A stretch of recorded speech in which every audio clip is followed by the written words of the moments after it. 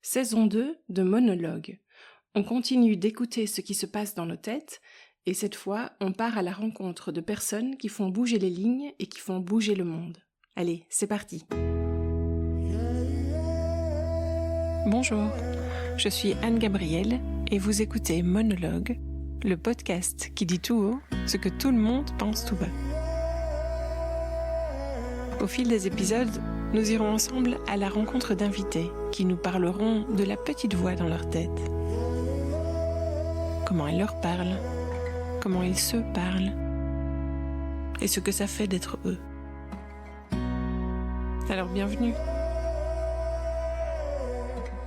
Monologue, ça fait comment d'être vous ? Bonjour. Pour ce nouvel épisode, j'ai eu le plaisir d'accueillir Déborah Pardo, docteure en écologie des populations, exploratrice, conférencière et autrice du livre « Déployer sa vie comme un albatros ». Élue parmi les 20 femmes les plus innovantes par la Tribune, Déborah a passé plusieurs mois en Antarctique à étudier les albatros. Aujourd'hui, elle accompagne dirigeants et équipes à travers sa méthode, la boussole des leaders d'envergure. Un outil de leadership inspiré du vivant et de l'intelligence intuitive. Alors dans cet épisode, on va parler de sa petite voix, de comment ça fait d'être elle dans sa tête, mais aussi des émotions qui la poussent à agir, d'hypnobirthing, de films romantiques, d'albatros bien sûr, et enfin de l'importance des pauses à mettre dans notre journée pour prendre le temps de se réaccorder au vivant. Encore merci à elle pour cette exploration sensible et inspirante de son monde intérieur et bonne écoute. Alors bonjour Déborah et bienvenue. Bonjour. On vient de voir rapidement toutes les vies que tu as déjà vécues et tes projets en cours, mais on va mettre tout ça un petit peu entre parenthèses pour aller d'abord explorer ce qu'il se passe à l'intérieur. Comment tu penses, comment tu doutes, ce que tu ressens, et puis comment cette voix intérieure trace petit à petit un sillage bien visible dans le monde. Tu es prête ? On embarque ? Allez, on y va. Pour commencer, si tu devais décrire l'ambiance générale de ta vie intérieure, ce qui se passe dans ta tête, à travers un paysage, ce serait quel type de paysage ? Le premier truc qui me vient, ce serait un cimetière d'iceberg, c'est-à-dire où il y a beaucoup de choses assez chargées, il y a beaucoup d'icebergs qui s'accumulent dans un endroit où les courants et les vents les poussent, et en même temps, ils sont coincés sur le sol, mais avec une racine très profonde. Donc, il y a une partie visible et une partie invisible qui est beaucoup plus grande. Et il y a une partie figée et il y a une partie en mouvement en même temps. Donc, c'est un peu le bordel. Et en même temps, t'as différentes espèces qui vont dedans, dessus, dessous, qui naviguent entre. Donc, c'est un peu ça mon mental. Ça s'arrête jamais. Entre le mouvement et l'arrêt, entre la surface et la profondeur. C'est un peu fatigant des fois. Et est-ce que tu te parles beaucoup ou est-ce qu'il y a aussi des moments d'autre chose, de musique ou de silence ? C'est pas forcément une question que je me suis déjà posée. Je pense que je me parle. Et c'est souvent sur des choses d'action. Allez, hop, on va faire ça. Allez, maintenant, arrête de penser à ce truc. Il faut qu'on passe à autre chose. Ou alors là, attends, là t'es parti dans trop de trucs en même temps. Respire, va faire un tour et on va faire une mind map et on repart. C'est plus pour cadrer, voilà, toutes les idées qui viennent. Le silence, je suis pas sûre d'en avoir beaucoup, ou en tout cas quand j'essaye, je m'endors. Et ça redevient actif pendant les rêves, du coup. Justement, dans les moments de transition au quotidien, j'allais te demander, est-ce que au réveil, ça démarre direct du coup, puisque tu dis qu'il n'y a pas beaucoup de silence ? Ah oui. Et le soir, tu convoques le silence et tout va bien ? Ou alors il y a quand même un petit débriefing de la journée qui se fait quoi qu'il arrive ? Alors, le matin, j'ai des sortes d'intuitions fulgurantes au réveil. Ou peut-être dans des phases de réveil au milieu de la nuit aussi, où ça m'est déjà arrivé d'avoir un carnet sur mon bureau, sur ma table de nuit, de me réveiller, d'écrire des trucs ou de me lever en me disant voilà, il faut vraiment que j'aille creuser ce sujet-là. Donc souvent, j'ai très souvent des fulgurances le matin et ça part direct. Donc mon conjoint qui est plus long à la détente, il a du mal à à tolérer mon flot de paroles quand il ouvre un œil. Donc j'ai appris à maîtriser ça et je le gère toute seule dans ma tête. Où je travaille très tôt le matin, souvent quand j'ai écrit le livre ou quand j'ai écrit la masterclass, je me levais 4h45, j'écris avant que les enfants se réveillent pour pouvoir justement utiliser ce flot d'idées hyper luxuriant avant d'être coincée entre guillemets par les tâches familiales. Le quotidien. Et Ouais. le soir, par contre, le soir, c'est on se fout souvent de ma gueule parce que je peux m'endormir sur une chaise à un repas, c'est on-off, quoi. À partir de en général 21h30, je sers plus à rien, je peux plus vraiment suivre une conversation et ça se voit sur ma tête et c'est rigolo. En même temps, si tu te lèves à 4h45, je comprends que... Ouais, mais je deviens hypersensible au son, à la lumière, je supporte plus qu'il y ait du bruit, je supporte pas les lumières fortes. Faut pas m'embêter, quoi. Tu disais tout à l'heure ta petite voix intérieure, quand elle est là, elle est quand même souvent là sous forme un peu d'organisatrice et de bon, allez, maintenant on fait ça ou ce genre de choses. Et si elle part en rumination, par exemple sur un sujet, est-ce que tu as un truc, une petite astuce pour débloquer ça? Ou souvent ça part et puis tu t'en rends compte 2 heures après qu'en fait t'es toujours coincé sur ce sujet? Je m'améliore, je m'améliore avec les années. J'ai tendance à sombrer, mais aussi volontairement, en me disant que ça rumine, ben ok, je plonge. Je vais jusqu'au bout. Je mange des conneries, je regarde des films romantiques et débiles. Ça peut durer 2-3 jours parfois. J'arrive pas à demander de l'aide dans ces moments. Je continue de sombrer. Et puis au bout d'un moment, c'est bon et ça remonte. Mmh. Ou alors, parfois, je me dis, bon, attends, là, ça rumine trop fort. Il faut casser ce rythme-là. Donc, soit partir de ma phase de travail, aller balader le chien dans les collines, Mmh. aller nager dans la mer. Ça marche super bien. Mais justement, quand je rumine, j'arrive plus à m'autoriser ces choses-là. Donc, c'est un peu paradoxal. Tu nous disais tout à l'heure que, en fait, ta voix était quand même assez claire le matin, assez audible, puisque c'est un moment assez prolifique pour toi. Est-ce que il peut t'arriver de vivre des conflits entre ton intuition et ton mental? Et tu fais comment dans ces cas-là? Alors, déjà, je dirais que c'est pas forcément une voix tout le temps.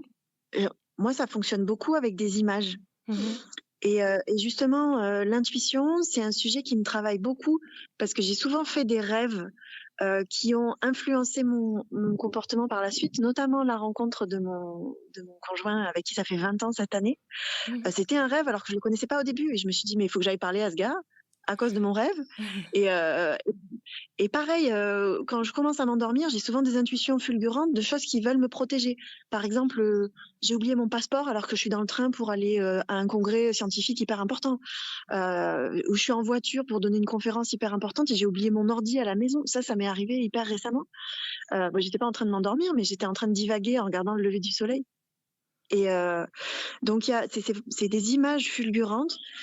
Et ce côté intuitif, que je commence à l'expérimenter avec plus d'audace et plus de confiance que dans les phases plus jeunes de ma vie. Bon, vous allez vous demander quel âge j'ai 39 et demi. Mmh. J'approche Un très bel âge. dangereusement de Oui. de l'autre moitié. Donc, pour répondre à ta question, est-ce que des fois ça entre en conflit avec mon mental? Ça m'a jamais vraiment frappée. Peut-être parce que je suis d'une personnalité ouverte à tout.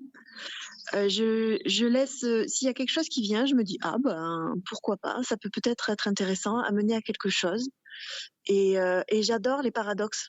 Je navigue tout le temps dans des paradoxes et c'est d'ailleurs la première étape de ma méthode, la boussole des Mmh. leaders d'envergure, c'est naviguer les paradoxes. Oui. Un des 4 points cardinaux, c'est apprendre à naviguer les paradoxes et accepter que c'est inévitable. Qu'on peut pas être parfait dans un monde Mmh. imparfait, qu'on peut pas être simple dans un monde complexe. Donc toutes ces choses-là, elles font partie du tout et pour moi c'est ok. Mmh. Mmh. Oui, c'est ça et en fait ça fait partir, l'idée même de ma question. Tu ne le vois pas comme un conflit. C'est ça, je le vois, Il y a je pas à sens le que c'est combattre, quoi. paradoxal. Oui, oui. Il y a pas à le combattre, mais ça peut me faire sombrer. Mmh. Quand je perds le cap, quand du coup, je sais plus, je sais plus ce que je dois faire, et que ça vient pas clairement après une nuit, 2 nuits, bah, ça peut être une des raisons pour lesquelles je sombre, parce que je Mmh. suis un peu perdue. Si on explore justement le lien, entre l'intérieur et le monde, donc entre ce que tu vis à l'intérieur et tes projets, c'est quoi l'émotion, par exemple, qui te guide le plus souvent dans tes actions?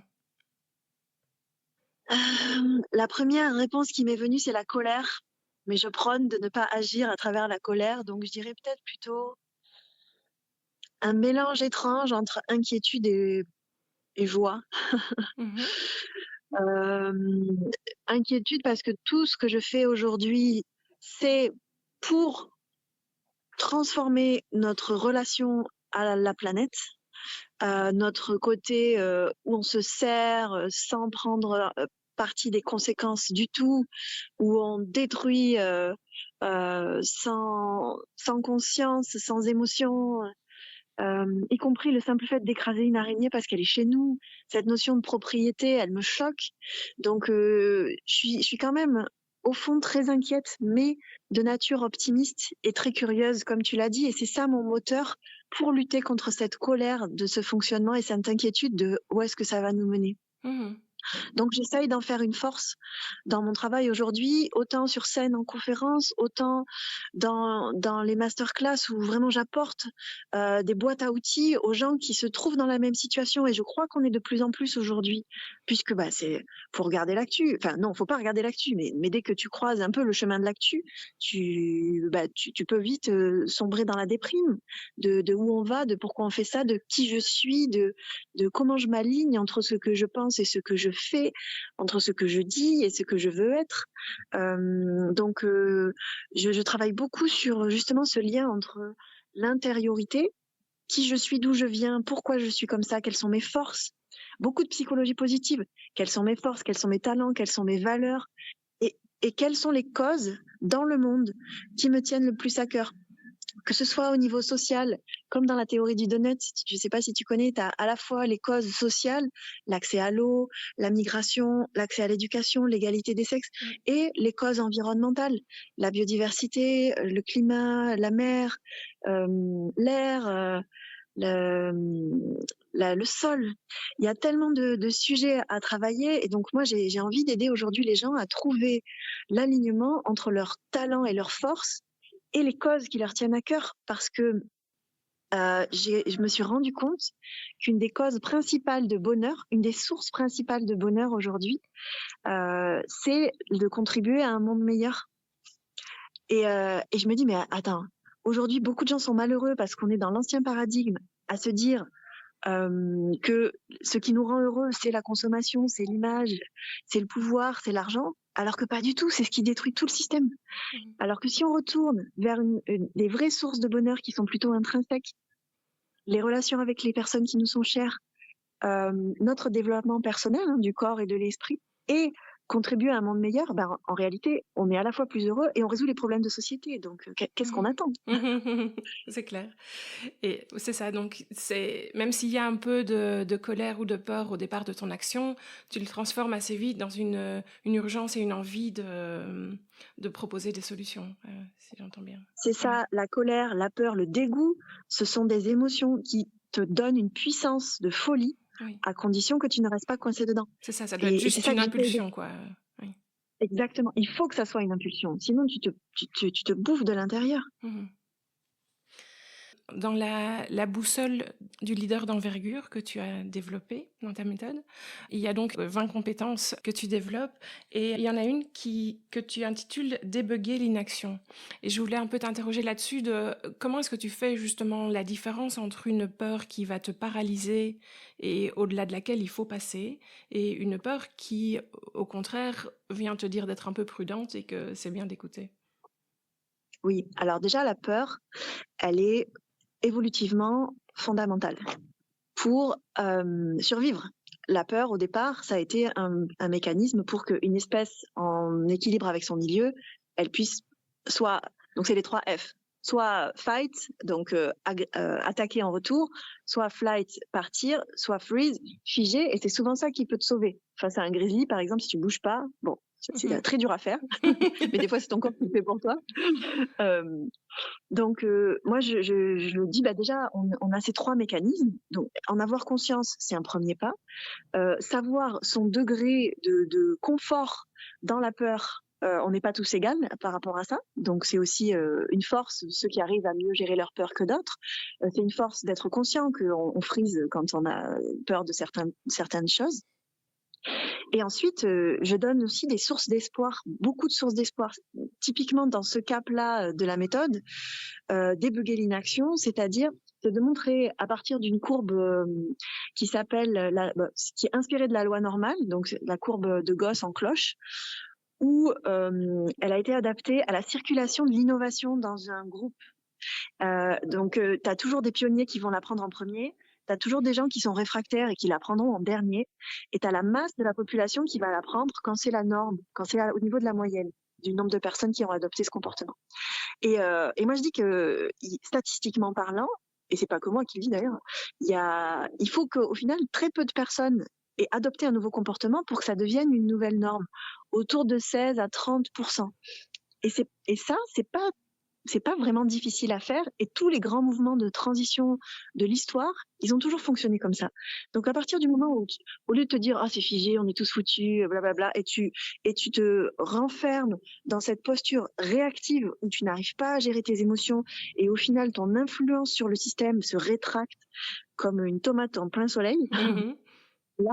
Là, tu te dis, ok, je suis consciente qu'en réalité, un petit nombre d'individus peut changer le monde, à condition de s'entourer correctement, d'accepter de ne pas perdre son énergie avec les réfractaires, parce que ça sert à rien, de savoir dans la direction dans laquelle tu veux aller, d'utiliser l'énergie de tes émotions pour être dans une démarche proactive. Et en réalité, là, tu augmentes ton influence avec tes alliés, avec tes talents, et c'est parti, go. Oui, c'est ça. Ça donne envie d'y aller, quoi. Tu parles aussi souvent de grâce chez les leaders d'envergure. C'est quoi la grâce pour toi? Alors, j'ai pris beaucoup de plaisir à définir cette marque, leader d'envergure. D'une part parce que quand j'ai quitté la recherche scientifique, alors que j'étais dans mon job de rêve à Cambridge, à travailler sur des jeux de données, les meilleurs jeux de données du monde sur des espèces sauvages, avec 50 ans, de 30 000 albatros qui étaient j'ai quitté ça parce que j'avais beau publier au plus haut niveau, je me rendais compte que c'était pas ces publications hyper spécifiques qui montrent comment statistiquement la pêche industrielle, le changement climatique, le plastique dans le corps des oiseaux marins causent leur extinction. Je me rendais compte qu'au final, il fallait sortir de ce système-là et revenir dans la société et parler aux décisionnaires. Et je me suis rendu compte au final que c'est ça le leadership, et que le leadership, il est présent chez chacun d'entre nous.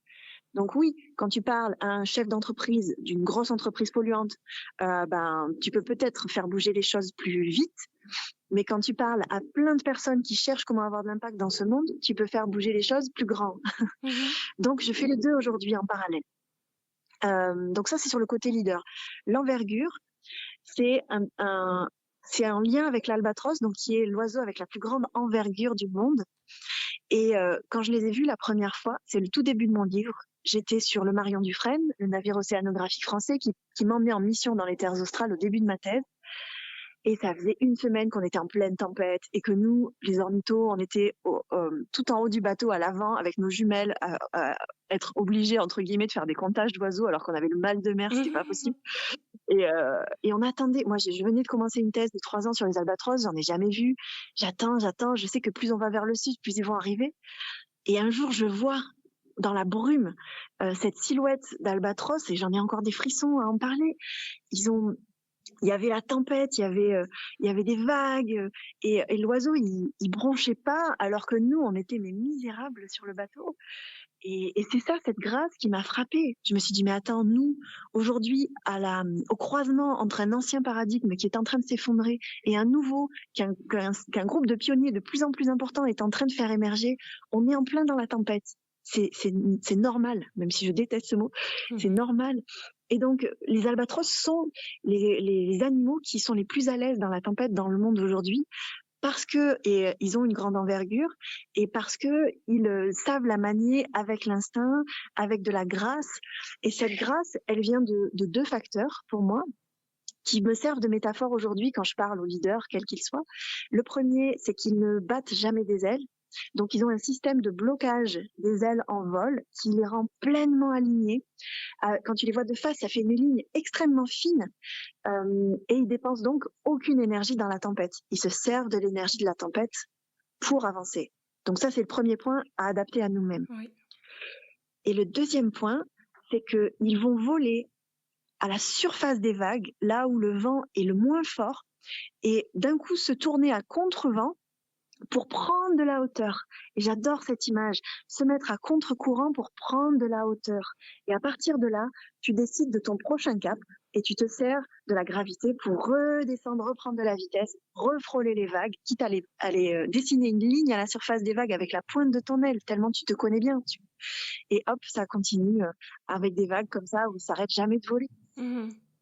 Oui, donc c'est vraiment une grâce qui vient du fait d'arriver à utiliser ce qui se passe autour de toi pour aller là où toi tu veux aller, en fait. Oui. Exactement. Mmh. En préparant cette interview, j'ai écouté des podcasts où tu étais intervenue et j'ai entendu que tu parlais du fait que la maternité avait transformé ta relation à l'intuition. Qu'est-ce que ça a fait bouger en toi, la naissance de tes 2 enfants?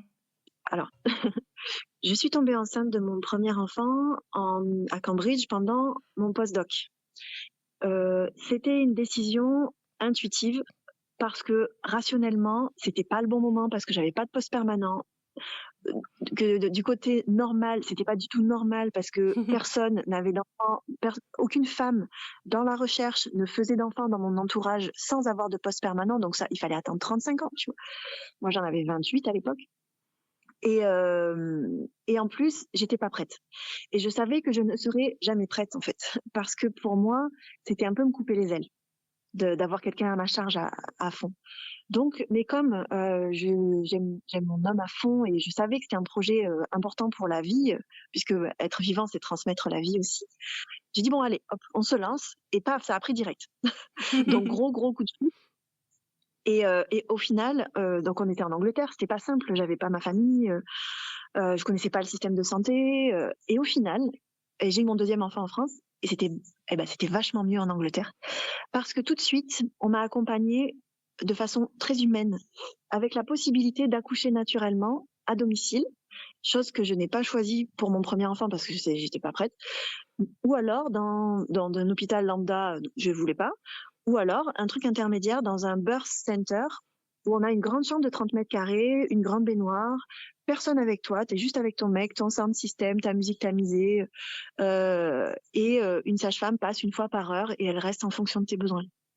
Et donc pour ça, j'ai discuté avec un cousin à moi qui est décédé aujourd'hui, qui était spécialiste de la douleur dans les instituts de cancérologie à Marseille. Et il me dit, pour avoir fait moi des accouchements, c'est bien beau de vouloir accoucher naturellement, mais il faut que tu te prépares. Donc, je me suis inscrite en couple, hein, on s'est inscrit à un cours d'hypnobirthing, donc de l'auto-hypnose, une méthode américaine, pour voir l'accouchement différemment. Et j'ai adoré parce que déjà, elle nous a changé de vocabulaire. T'as pas des douleurs, tu as des vagues. C'est pas des contractions, c'est des sensations. Je me rappelle plus exactement. Elle nous avait fait faire la liste de nos peurs et débugger chacune de nos peurs en disant bah non, ça c'est pas un souci. Et petit à petit, je me suis rendu compte que notre corps, et puis je suis biologiste, notre corps il sait exactement tout ce qu'il doit faire.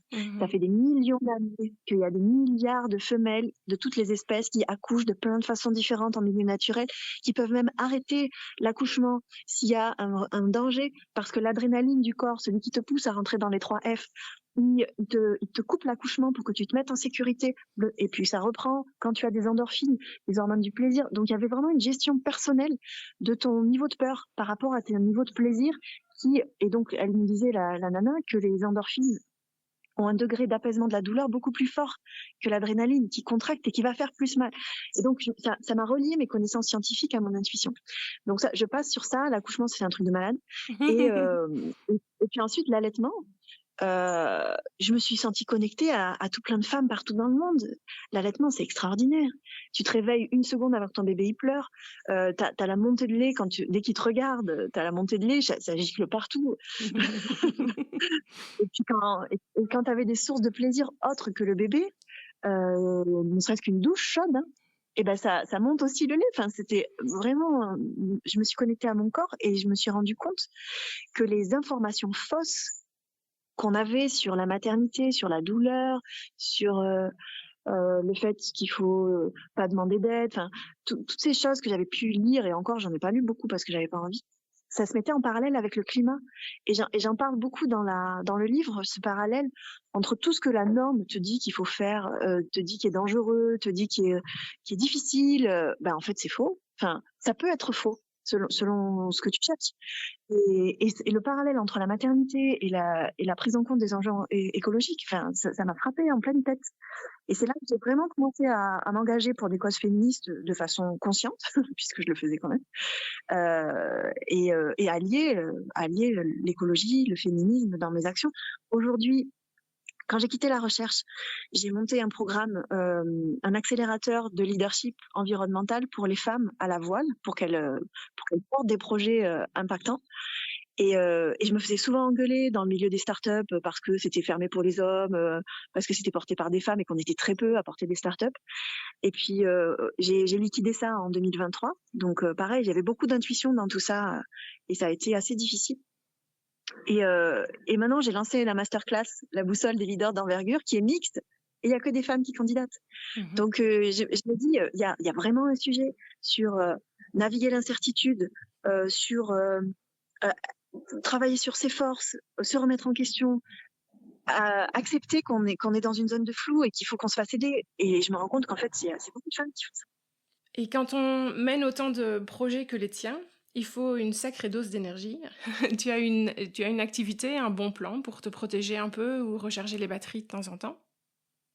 Merci pour cette question. Je ne suis pas sûre d'être un exemple sur ce sujet, parce que je suis addict au travail, à mon travail, puisque mon travail est à la fois une passion, un hobby. Quand je lis des bouquins, c'est des bouquins sur ça. Quand je regarde un docu, c'est des docus sur ça. Enfin, sur ça, puisque de toute façon, j'approche le sujet de façon très transverse.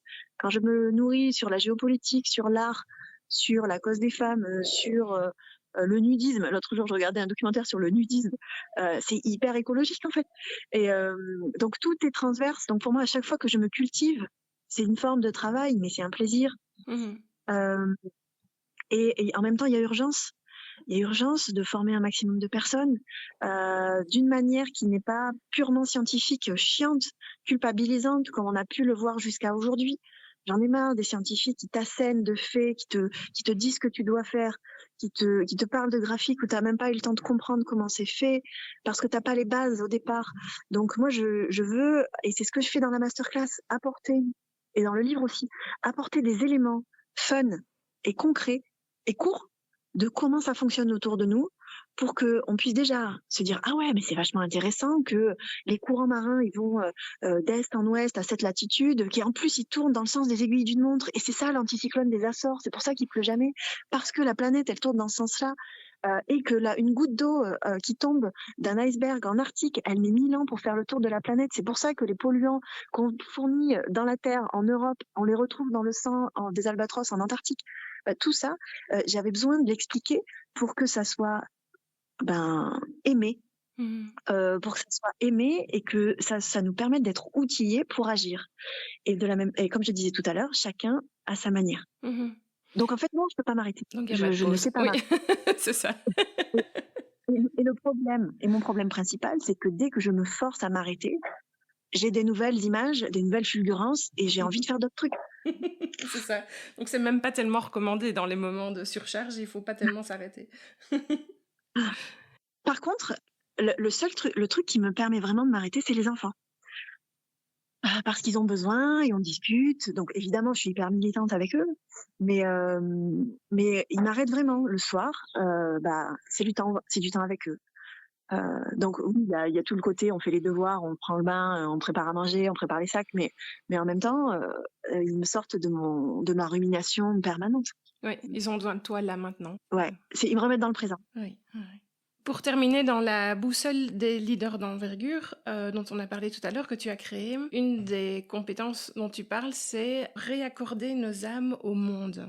Comment on s'y prend? Alors, dans ce cap-là, je parle, donc il y a 20 caps sur la boussole, Oui. 4 points cardinaux, 5 caps par point cardinal. Dans ce cap-là, on est dans un point cardinal qui s'appelle hisser les consciences, où j'essaye, en prenant la métaphore des 2 hémisphères du cerveau, l'hémisphère gauche qui est plus rationnel, celui sur lequel on a fondé toute la culture française et notre fonctionnement économique, et l'hémisphère droit qui est plus créatif, émotionnel et intuitif. D'ailleurs, dans un cap précédent, je décris notre constipation émotionnelle collective. Donc là, après avoir décrit tout ça, dans ce cap-là, on parle, la problématique de départ, c'est notre amnésie impatiente.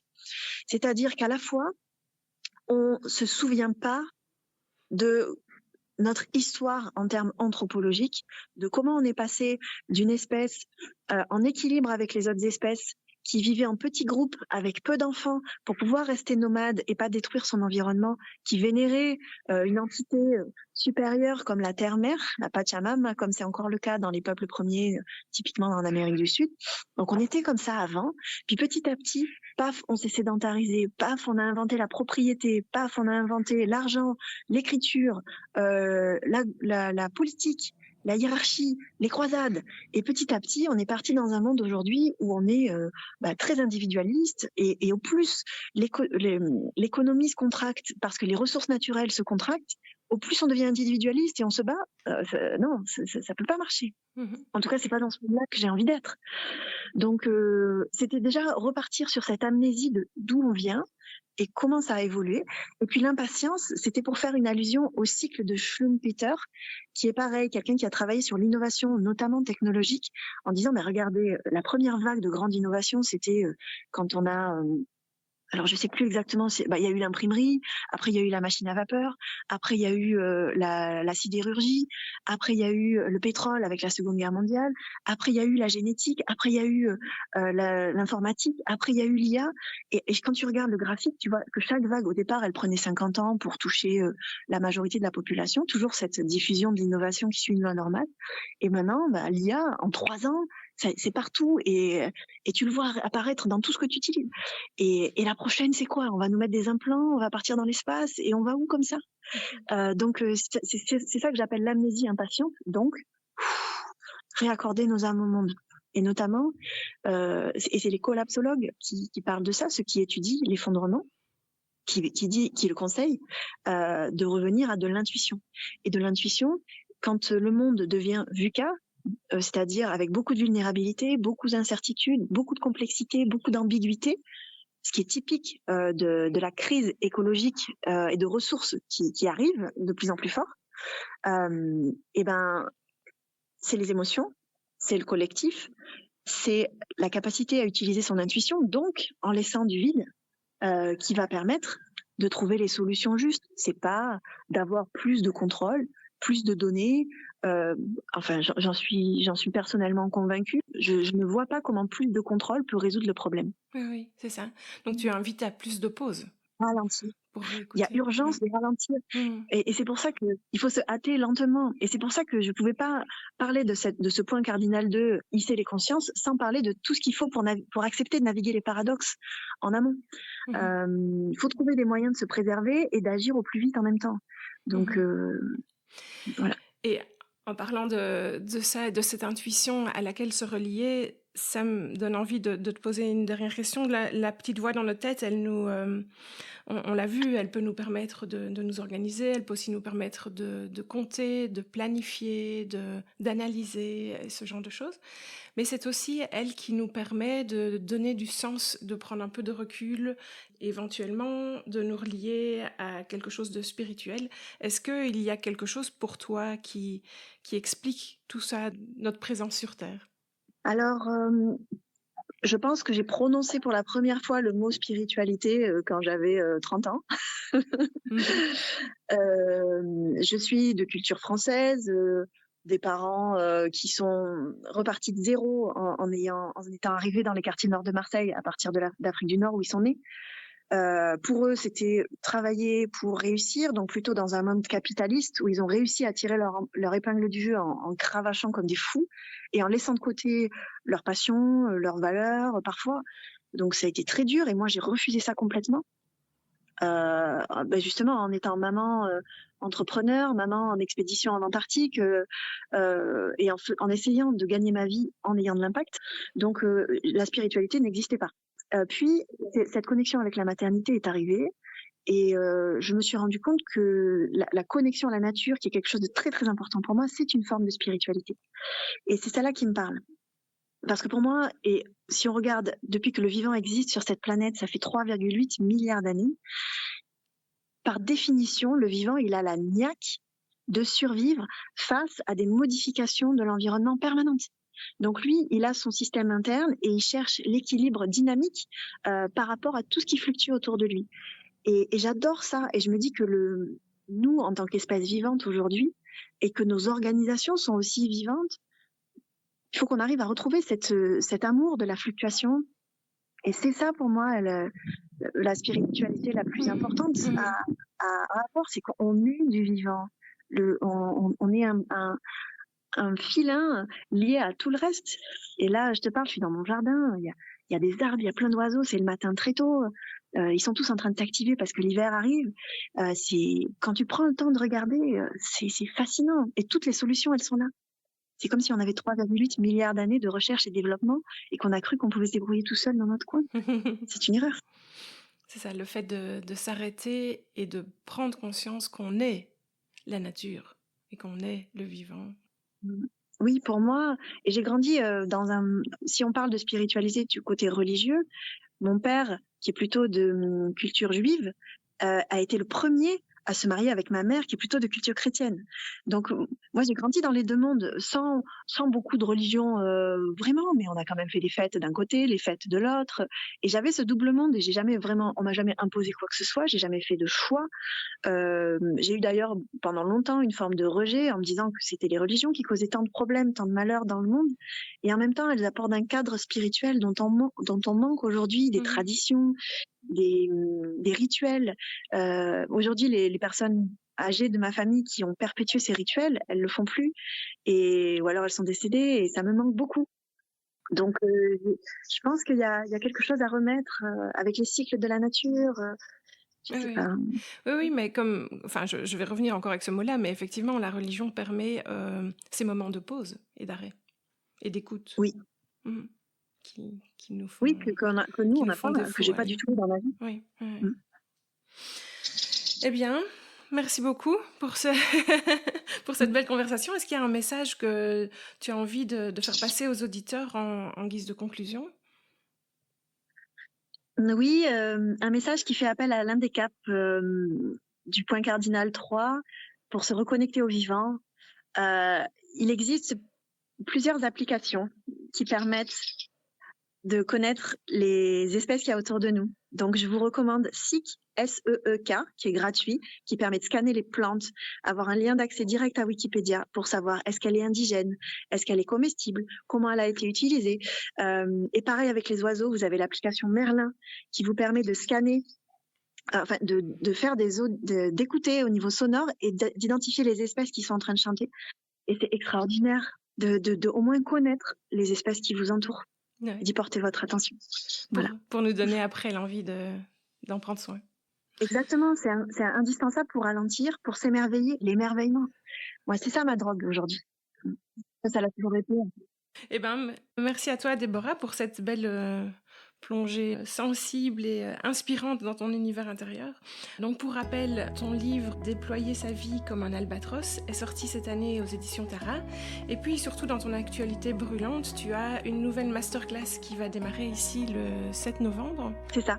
Et donc si on veut s'y inscrire, on peut se rendre sur ton site deborahpardo.com. Exactement, ça s'appelle Leader d'envergure. Pour le moment, il reste des places, mais d'ici à ce que vous écoutiez ce podcast, on verra, il y aura d'autres promotions de toute manière. Voilà, donc l'invitation est lancée. Donc encore merci pour cette discussion et longue vie à tous tes projets et à bientôt. Merci à toi, c'était très intéressant de pouvoir échanger sur ces sujets rares et bravo pour ta vision. Merci pour ce que tu fais. Merci, au revoir. Au revoir. Merci à vous, les auditeurs, d'avoir écouté cet épisode. J'espère qu'il vous a plu. N'hésitez pas à le liker, partager ou lui donner 5 étoiles en fonction de votre plateforme d'écoute préférée. Pour ne rien rater de nos prochains épisodes, vous pouvez vous abonner au podcast ou suivre notre actualité sur Instagram @monologue-podcast. Enfin, Monologue, c'est aussi un site internet avec plein de ressources et d'idées pour vous inspirer et, si le cœur vous en dit, me partager vos monologues à vous. C'est à l'adresse www.monologue-podcast.com. À bientôt.